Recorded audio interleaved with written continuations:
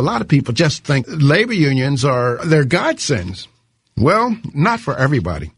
Let me give you one example. And that example is really talked about in a forthcoming book of mine. It's called Race and Economics. It'll be out towards the end of March or something like that, maybe April. And in one of the chapters, I talk about the minimum wage. And I talk about a super minimum wage called the Davis-Bacon Act of 1931. And here's what the Davis-Bacon Act does. And it turns out to be very costly. It requires that workers receive what's called the prevailing wage on all federally funded and federally assisted construction projects. And the Department of Labor illegally decides that the prevailing wage is the union wage in the area or higher. Now, if you tell a contractor you must pay any carpenter you hire $25 an hour, well, what is the effect of that? Well, it makes a carpenter who has skills that are only worth, say, $12 an hour, it makes him unemployable. That is, the Davis-Bacon Act or any kind of minimum wage discriminates against the employment of low-skilled people. And so, of course, unions give a lot of support for the Davis-Bacon Act. But if you go to the congressional record, you see some of the history of it.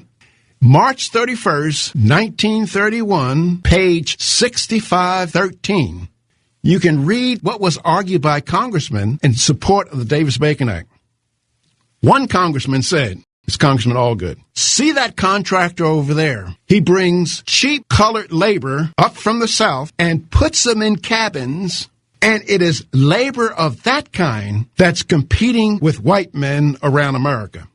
And you find similar statements in support of the Davis-Bacon Act by other congressmen.